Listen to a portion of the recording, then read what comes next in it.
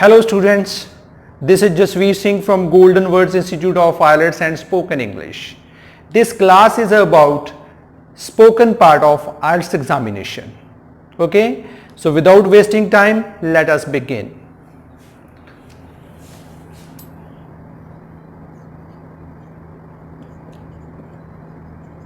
Speaking test in IELTS examination is of 11 to 14 minutes. This test is divided into, you know it very well, but I would like to explain it once more.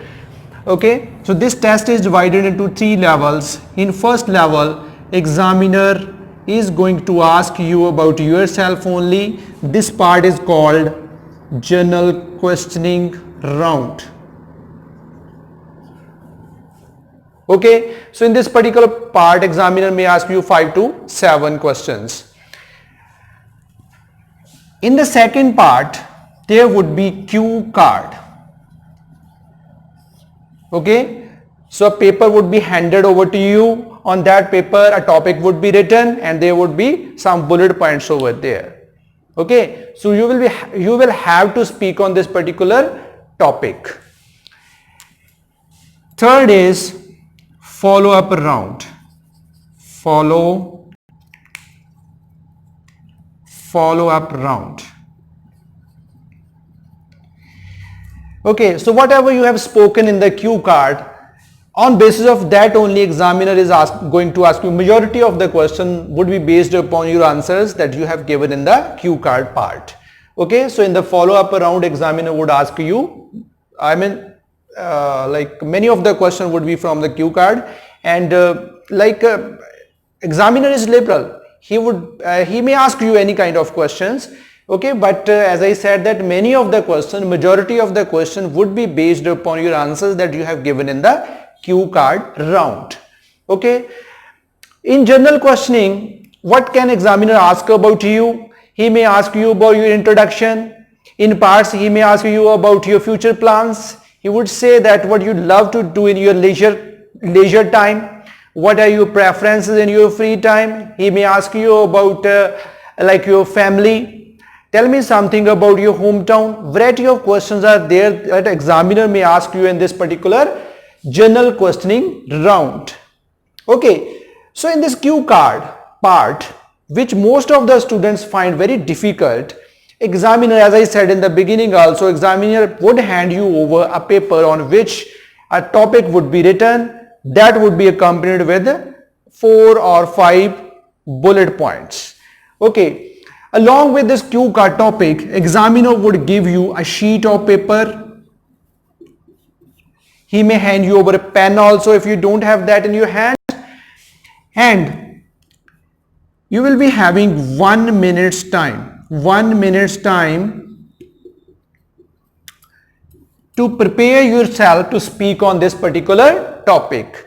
When your 1 minute would be over, then examiner would say that your time is over now. Now you should start speaking, and you are supposed to speak from 1 to 2 minutes.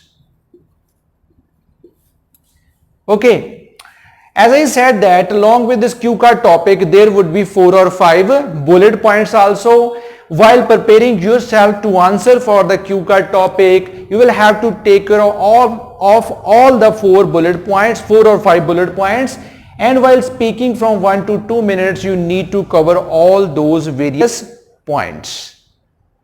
Okay, minimum time is 1 minute and maximum time is 2 minutes.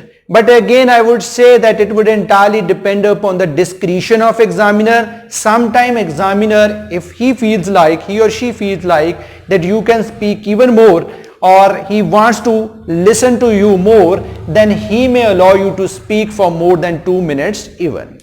Okay. And in the third part, follow up round, as I said in the beginning, that examiner is going to ask you variety of questions based upon the answers that you have given in the cue card part. But in the rest of the part, he may ask you variety of questions. He would try to cover various topics. Okay, so this was all about the 3 levels on basis of which your speaking test would be conducted. Okay. Now, in the next part, we are going to cover about the various aspects upon which examiner would focus to give you band scores.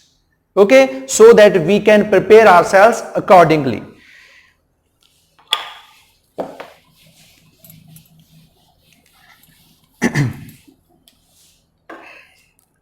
Actually, examiner divide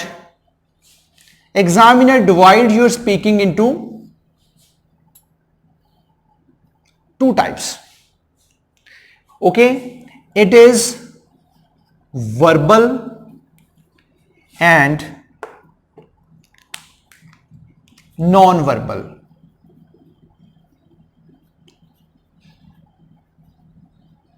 Okay, first let me explain what is verbal and non-verbal. Verbal, like verbal does mean that whatever we have communicated through words, that is verbal, and non-verbal apart from words. Okay, sometimes we do not say communicate through words. We use our body language, we use our expressions, our gestures say something. Okay, so that is non-verbal part of speaking. Okay, verbal part of speaking carries 4.5 bands and non-verbal part of speaking also carries 4.5 bands. As we know, in combination it would be 9 bands. Okay, so you can well imagine the importance of both the parts, verbal and non-verbal speaking. We cannot say that if a person is very good English speaker, he is going to score very good in English speaking also, English speaking test also in the IELTS examination. Combination of both the things, verbal and non-verbal speaking, is essential for the person to have to score well in IELTS examination. Okay, what is there in verbal part? First of all, ideas, then comes grammatical range and accuracy. This part we have discussed in writing explanation also when we were talking about the writing part of IELTS examination. Grammatical range and accuracy, thereafter lexical resources, this was also there in the writing part, resources, then comes pronunciation, fluency, voice modulation, okay, voice modulation. And in the non-verbal part, there is gestures, face, expressions, okay, eye contact, and though hand movements are the part of gestures, but here we would like to discuss them separately. Hand movements. Okay, so now we would explain them one by one. What about the ideas? Okay, like if someone asks you something, then we have to answer that according to that particular question. Okay, so as to answer that, we need to have ideas. First of all, we should have ideas relevant to the question that is asked to us. Okay, if your ideas are not relevant, it does mean that you could not understand the question well, or you could not prepare the ideas according to that particular question. You may be having difficulty in expressing them, you may be having difficulty in creating ideas. Okay, and so we'll have to take care of this part. We'll have to create ideas according to the demand of a question that has been asked to us. Second part is grammatical range and accuracy. This is same as we have discussed, as I said in like earlier too, that grammatical range and accuracy was covered in writing part also. What is grammatical range and accuracy? Once again I would explain it. Grammatical range and accuracy does mean that we should use correct set of rules and regulations that are there to translate one language to another language. Here in this particular case, as we are talking about English language, so we should know the rules and regulations to translate our ideas from one language to English language. Okay, so it should be accurate, and at the same time you should show the range of your grammar. Okay, your sentences can be simple, they can be complex, sometimes they can be compound. Okay, so because we try to show examiner that we are habitual English speaker, we do have good command over English language. Okay, then third thing is lexical resources. Again, this is about vocabulary. Vocabulary is also important. Okay, so we need to learn vocabulary. So as to learn vocabulary, according to my idea, that we should not learn it, we should not cram it. Okay, so rather we should practice it. We should create ideas in our mind and we try to express them. While expressing those ideas, sometimes find difficulty because of shortage of vocabulary. At that particular instant, we should try to include vocabulary to our memory. Okay, then comes pronunciation. Like we people used to pronounce as per the British accent. Okay, so others may pronounce as per the Australian accent, those who are native Australian. People can speak according to the American accent also. But we try to polish our accent so that we can express ourselves in the British accent. So accent is very important. Then comes fluency. Fluency doesn't mean that we should speak that fast that others cannot understand us. Okay, fluency does mean that you can speak well. Fluency does mean that you should not take pauses unnecessarily during your communication. Okay, pauses should be there, but they should be at appropriate places. If you are taking pauses because of your grammatical problems, if you are taking pauses because of shortage of vocabulary, then they would be considered wrong. On the basis of that, examiner would feel like that your fluency level is not good enough. Then comes voice modulation. What is voice modulation? Voice modulation does mean that according to the thought, according to the mood of your ideas, you need to modulate your voice. If you are feeling angry, if the feel of your answer is aggression, there is aggression in your answer, I mean the kind of question that is asked, according to that, while answering you feel little bit aggressive. On the basis of that, your tone is going to be high. If you are excited because of something, if examiner has asked you a question like that, did you enjoy your childhood days? At that time you would say that of course those were the great days of my life. Okay, so while saying so, you would speak a bit louder. Sometimes like examiner may ask you, did you do any mistake? Did you ever do any mistake? Then your answer certainly would be, of course, as it is said that to err is human. Every person does mistakes, and I am also not an exception. Okay, so at that time your voice modulation tone would change. Okay, so you would modulate your voice according to the mood of your ideas. That is about voice modulation. Okay, then if we cover non-verbal part of the speaking, in non-verbal speaking, first part is gestures. What are gestures? Gestures are about our body language.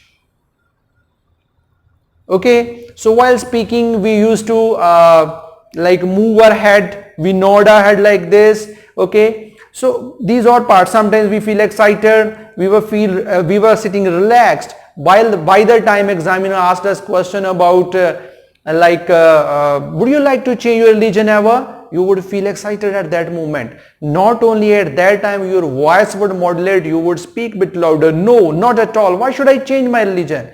Okay, so at the same time your body language would also change. So your gestures would depend upon the ideas that you are talking about.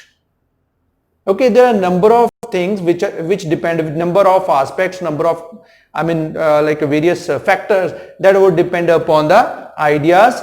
Okay, like voice modulation would also depend upon the ideas and gestures also. Okay, then comes face expressions. Face expressions again would depend upon the ideas that you are talking about. If you are happy because of something, okay, would you like to throw a party? If you would crack your IELTS examination with very good band scores, at that time you would really feel happy from within. Okay, so you would say, yes, of course, I would like to throw a grand party with my friends. Okay, so at that time your face expression are going to be, cheerful. And sometimes like if there is something sad, what would you do if you would not be able to score good in IELTS examination? Certainly I would feel very sad at that moment, but I would try to analyze whatever mistakes I did and would try to cover them up.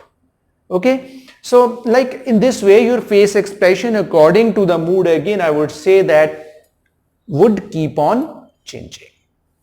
Okay, then comes eye contact. We say that eye contact, it does mean that we contact a person through our eyes. Actually, when we maintain our eye contact with someone at that while talking, it does mean that we are talking to that particular person. As we know that in examination room, there would be the examiner and you only. There would not be anyone else over there. So there should be good eye contact between examiner and you, so as to tell the examiner that you are addressing him or her. Okay. So if you are looking here and there, it does mean that you are ignoring the examiner. That is not a good idea. Okay. And second thing is that eye contact also depicts your confidence level. You will be able to maintain good eye contact only if you are very confident about whatever views you are giving, whatever idea you are speaking about. Then comes hand movements. Though as I said earlier too that hand movements are the part of gestures, but we try to cover it separately, because sometimes while expressing themselves students used to move their hands very violently. This is not a good idea. Okay, you should keep your hands on the table. Your movements movements can be like this. Okay, so you may use your hands like this, but your hand movement should not be like this. It would become really informal. Examiner in this situation may feel as this particular person didn't give me due respect. So we should not take any chance. This is my personal suggestion, that while expressing yourself before the examiner, though hand movements are the part of our gestures, but we should not do very violent hand movements there. Okay, so these were various aspects of IELTS spoken part. I hope everything would be clear to you. Okay, so take care of all these things. Prepare yourself according to these aspects. You may do practice at your home while sitting before the mirror. You can do this practice with your friends, but keep in your mind that you should try to cover everything while expressing yourself. And another thing I want to discuss with you, that while speaking, we think about our ideas. There are a number of constraints that we will have to take care of. Okay, while doing so, it is quite difficult for us to control our gestures, control our face expression, to modulate your voice. It is really very difficult. But I think, like, if we feel the things from within, if the question is about your childhood days, if the question is about your future plans, if the question is about the morose moment that you had to face in your life, then you should try to realize that particular situation. Okay, we see that film stars, film actors used to act according to the demand of particular character. Okay, they try to go skin deep to the character. Because of that only they can express themselves according to the demand of that particular character. On the same basis, if we also try to realize the situation about which the question is asked to us, at that time we need not to focus upon, we need not to bother about that we are giving good face expressions, whether our gestures are good or not, okay, are we modulating our voice or not. You need not to bother about those things, because whatever we are feeling from within, on the same basis we used to express ourselves outside also. Okay, so I hope everything would be clear to you, and I wish you luck that you would score good in your upcoming IELTS examination and can fulfill your dreams. Thanks a lot.